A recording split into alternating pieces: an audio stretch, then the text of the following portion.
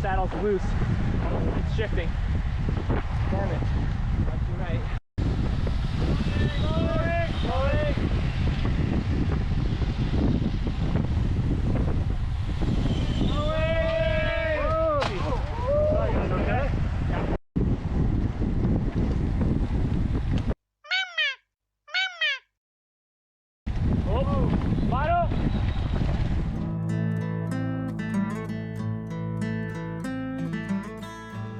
All right, we just got to Poolesville High School and we are here for the Poolesville road race.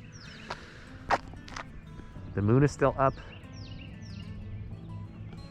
and we are the first ones here because we wanted to do a full recon lap of the 11 miles. And Nick drove us here today. Yeah. What's up, Nick? Got my Scott foil. And we got his Cannondale Super 6. Hi, Mod. Right? Hi, Mod? Yep. Race time is going to be at 8 a.m. It's right now 6 a.m.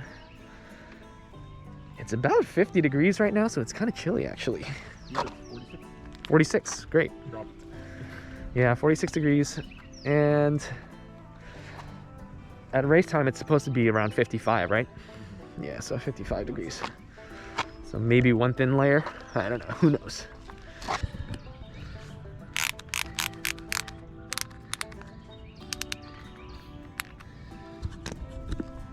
I think the coolest feature on these is that you can actually press this button and it loosens it by one ratchet. Or one, I don't know what you want to call it. Tighten it, and if you want to take them fully off, just pull up on it and you can loosen the entire thing.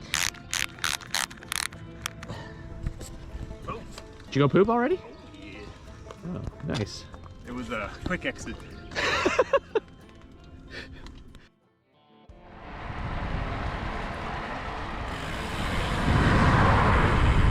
Recon lap commence. Here we go.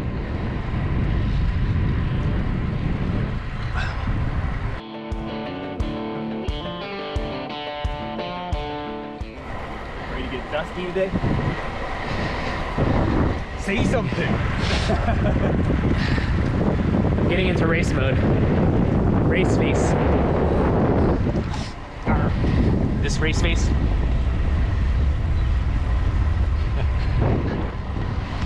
All right, so today's race, Poolesville road race, 33 miles or so total. I think each lap is about 11 miles, so 3 laps. One of the things that I have to consider is that the race is probably going to be about an hour and a half, right? Yep. And my enduro batteries that I got on my GoPro, which almost lasted the whole race last time, which was an hour 15 or so. So I got to find a 15-minute chunk of time somewhere in the middle of the race to just turn off my GoPros and then turn them back on. But thankfully the GoPro Hero 9 has the option of quick capture. So I can just press one button, it turns on. Press one more button, it turns off. So hopefully I can get all the footage. We'll see how it goes.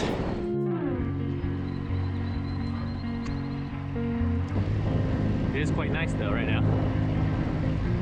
All right, we're coming up to the feature of the course. It's the gravel section. It's a downhill into a tight right turn. We'll see how it goes. We're gonna take it super slow right now because it's recon. Well, and during the race too, because I don't want to crash.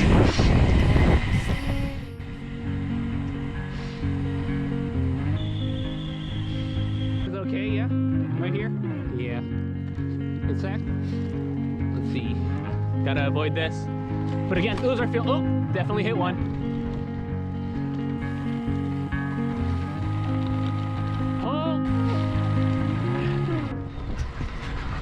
Okay, so avoid the potholes.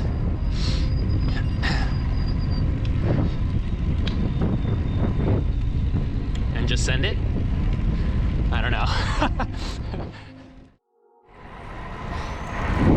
All right, let's talk about tires a little bit and pressure. I run 28s all the time. So 28mm tires, currently have the GP 5000s. Running right now 7166.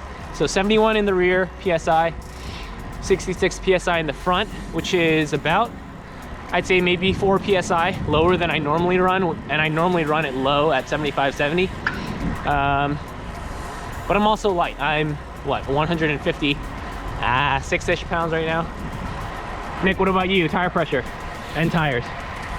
So 33, and then choose 70 in the back and 65. You have 33s? 30s. 30s, yeah. 30s, and what's your pressure? 70 in the back and 65 in the front. 70 in the back, 65 in the front for Nick, and he is 81 kilos, he said. All right.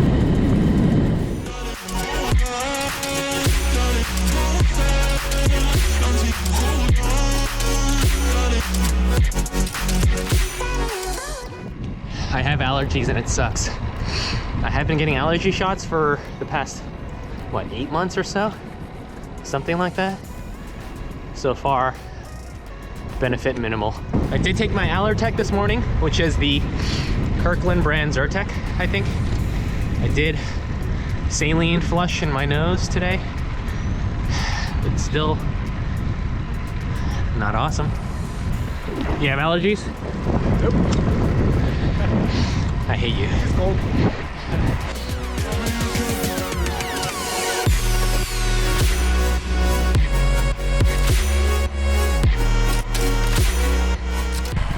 This is gonna be me after the race right there.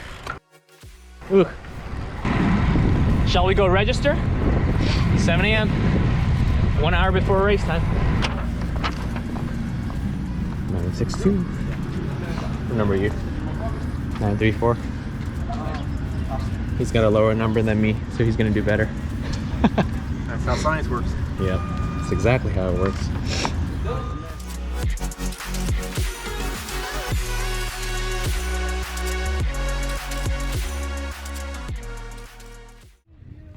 Alright, what's up everyone? As tedious as it is to make these videos, I'm having some fun with this one, with the intro and the on-the-bike commentary. Let me know what you think about it. I'm in the midst of one of my busiest and most stressful weeks of my life, but in a way this is helping me take my mind off of it a little bit, because I'm getting my creative juices flowing. But yes, I am sacrificing sleep to do this, so I am burning the midnight oil multiple days in a row. And yeah, I want to get this out as soon as possible so I can just focus on other things too, like training, which might be important, maybe. Again, this is the 2022 Poolesville road race, and like I do with all my videos, I'm going to put some stats on the screen here. So again, my racing age is 39, my current FTP is 247, which dropped a little bit, and my current watts per kilo is 3.48 right now.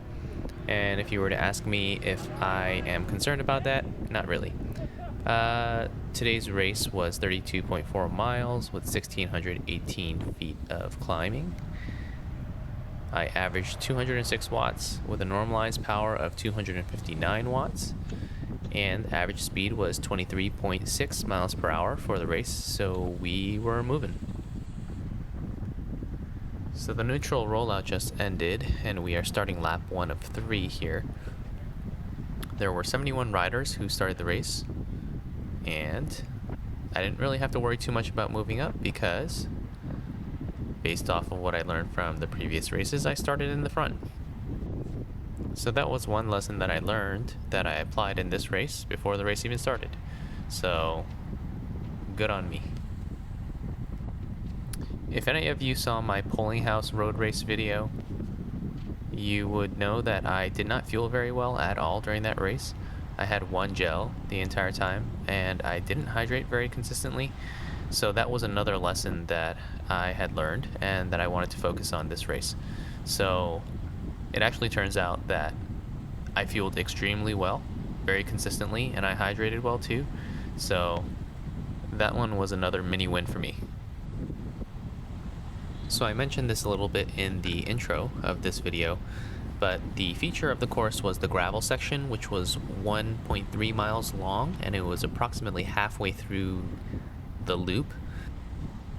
And if you look at the elevation profile of the loop, it's very obvious that it's steadily downhill to the gravel section, and then it's mostly uphill after that. So it was pretty obvious that the second half of the loop would be much more challenging, and I was mentally preparing myself for that. So a big part of my thinking during the race was to stick with the front group and make sure that I was in front of any field split that could potentially happen. So you'll see throughout the race, most of the race I'm pretty much just yo-yoing off the back of the front group, and in a lot of ways I was intentionally leaving some space between myself and a couple of the riders in front of me, mainly because I wanted to ride as safely as possible, but at the same time I also wanted a little bit of visibility, especially through the gravel section. And you'll see what I'm talking about a little bit later in the video.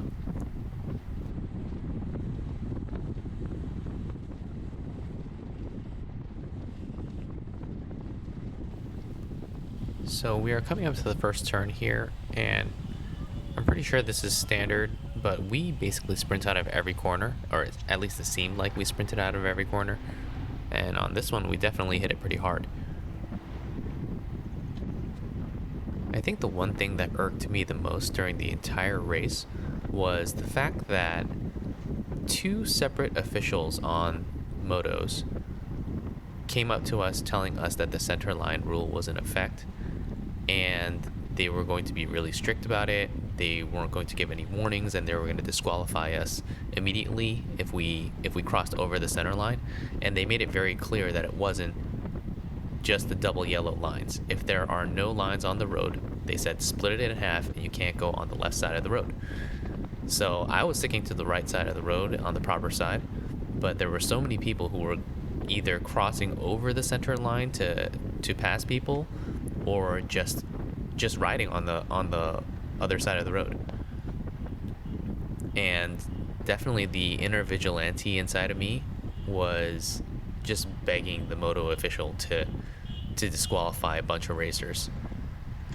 I mean, it's probably not cool of me, but for you other racers out there, do you guys have any experiences like this? Is this pretty standard for the officials to say that they're going to be really strict about it and then not enforce it at all? And it didn't bother me so much that they made a huge deal about the centerline rule at the beginning of the race, but the thing that bothered me was that they didn't enforce, or they didn't carry out what they said they would do. So I would have preferred either they make a big deal about it and they actually follow through and DQ people without any warnings, or if they're not going to DQ people, just don't mention it at all, or just say that the centerline rule is a suggestion, I guess. Let me know your thoughts in the comments, and we will skip ahead to different parts of the race. Alright, we are almost halfway through the first lap, and we are coming up to the gravel section, which is the section that I guess most people were either concerned about or anticipating. We slow way down from 35 miles per hour to 13, 12, something like that. I think we actually took the entrance into the gravel way too slowly each time. If it was completely up to me, I would have taken it a little bit faster, but yeah. So this gravel section was actually quite fast. So it was pretty flat. There were a couple small downhill sections. There is a bottle ejection. And that was actually the only bottle ejection I saw all day, which was a little bit surprising, I guess. But you can see there are a lot of potholes, and you saw it in my intro too. And again, like I mentioned before, I do leave a couple bike lengths in front of me, especially on this section, because I wanted to have clear visibility of the rough spots on the road and the potholes. And I just wanted to make sure that I didn't hit any of those, because I didn't want to, well, I wanted to reduce the chance of puncturing or having one of my bottles eject. Alright, so let's fast forward a little bit.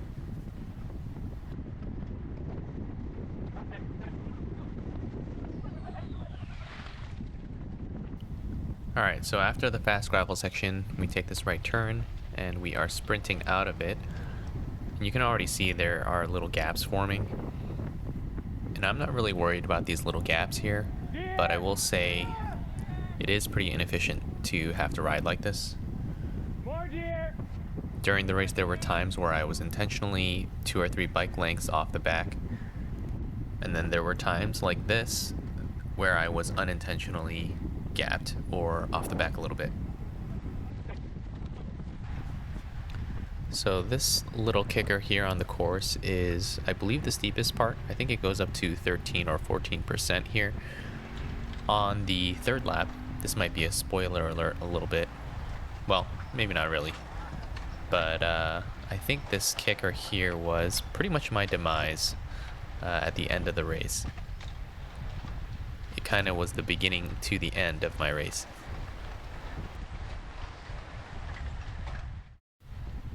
So this was the one small issue I had with my bike today. One time I sat back down on my saddle a little bit too hard and the saddle went nose up. So I was riding with a nose up saddle for over 2 laps on this race, and I don't think it affected my race too much, but I definitely was a little bit sore down there the next day. To be honest, I vaguely remember this happening during the race, but in looking at the footage, I actually feel like this is a really critical point in the race for me. This was near the end of the first lap. This is the home stretch. There is a pretty long drag, maybe 1 to 4% or so, and the entire time, the entire front group was hitting it pretty hard. I get stuck behind one guy who's losing the wheels in front of him, so I have to kind of hop this micro gap here, and I tried to bridge up to Nick here.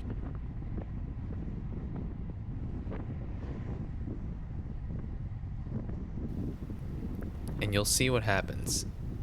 You can sort of sense that there is a split about to happen also right up here. So Nick is behind this guy who seems to be having a little bit of difficulty holding onto the wheels in front of him as well. So now I think Nick decides to go, and I'm behind this guy in the green and blue kit.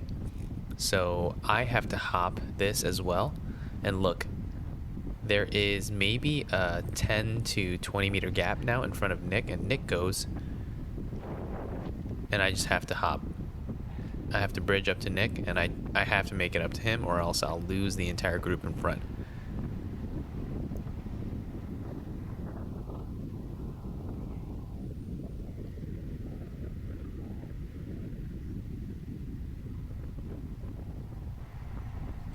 And thankfully I was able to make it up to Nick. And another reason I knew that I needed to be on this group at this point here was because once we make this turn onto the start of the second lap, it's pretty much downhill all the way to the gravel again, so the group is going to move much faster than I would be able to by myself. So if I wasn't on this group, it would be race over for me. I showed a little snippet of this in the intro, but this is the middle of the second lap. The guy in the green jersey behind me can't stop in time on the second time we slow down, which was a little bit more abrupt, and I think he broke a spoke, and I was totally unsure as to whether my bike was okay or not, but I just kept riding and thankfully it was okay. Alright, so I was watching lap 3 and I saw this one particular corner that I took, and I thought I actually took it really smoothly. So I went back to lap 1 to see that exact same corner just to see what the difference would be. And I wanted to show it here because it's actually pretty amazing how different it is. On lap 3, I was able to coast into this turn a little bit longer. I didn't scrub my brakes at all, and it was able to carry about 4 to 5 miles per hour faster through the turn. And look at the watts. Look at them. It's about 400 compared to 800 watts, which I was doing back in lap 1. I've heard a lot of really experienced cyclists, including Justin Williams from Legion, talk about how racing bikes is basically a game of momentum and managing that momentum. Now, in a road race where we're taking a lot less turns, it probably doesn't matter nearly as much, but in a criterium where you are taking maybe hundreds of turns, it'll likely make a huge difference. Starting from the gravel section on lap 3 is where the pace really started picking up, and I started getting gapped a little bit from the front group. And then I mentioned before that steep kicker after the gravel section was basically the beginning of the end of my race. And I say that only because sticking with the front group at that point was getting to be really difficult. Alright, let's hop ahead all the way to the end of the race, where it ends up being just me and one other rider who were dropped off of the front group. At this point in the race, my legs are pretty toast, and I am coming to the line with this guy. We came down the home stretch, which was, again, a long drag, and I basically made it so that he would pull me the entire way. I remember thinking that this is an opportunity for me to practice this particular scenario. There were no riders coming up behind us, and I was just going to sit in until the very end. I think he asked me to pull through by flicking his arm maybe once or twice, and there was maybe once or twice that he veered off to the side of the road to try to get me to pull through.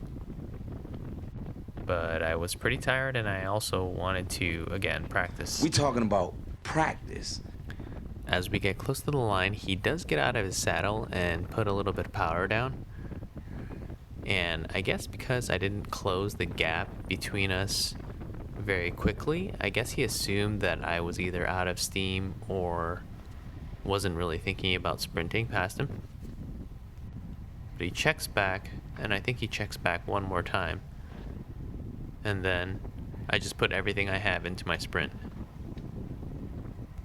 Again, practicing the sprinter's gap. And I tried creating as much of a speed differential as possible as I was passing him. Again, I was just practicing the scenario. Thankfully, the guy was really cool about it. But yeah, that was fun. All right, just finished up the race. What happened there? I'll tell you what happened. I was dropped off the front group with about maybe like 4K to go. And then I was with one other guy, and we were, I don't know, maybe like 35, 40 people up the road, just me and him. And then I went heads up with him on a sprint for 40th place, I don't know, something like that. We'll see what the result is, but ultimately, goals for the race were not crash, which I did. I didn't crash. Second goal was to apply what I've been learning the past couple races, which I did, actually. And I was able to stick with the group for most of the race. And that was pretty much it. I didn't really care about the result. We'll see what happened. All right.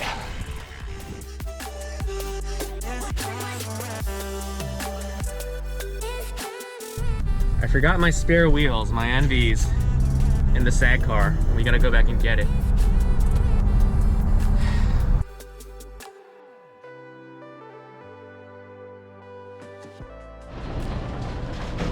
All right, Nick and I were already on the road, and I forgot my spare wheels, so he graciously turned around for me so I can get them. Hopefully I don't have to use them, but now that I grabbed them, I kind of hope that I use them. But no jinx, right? So stupid. Sorry. Nick and I have been talking about how well or not well we executed, and how we both need to get stronger. That's ultimately our conclusion. We both need to get faster on the bike. Executed the plan. Yeah. Not strong enough. Yeah, tactics-wise, we did okay. Do that every day. Yeah. I think my races, as long as I stick with Nick, I've done a good job.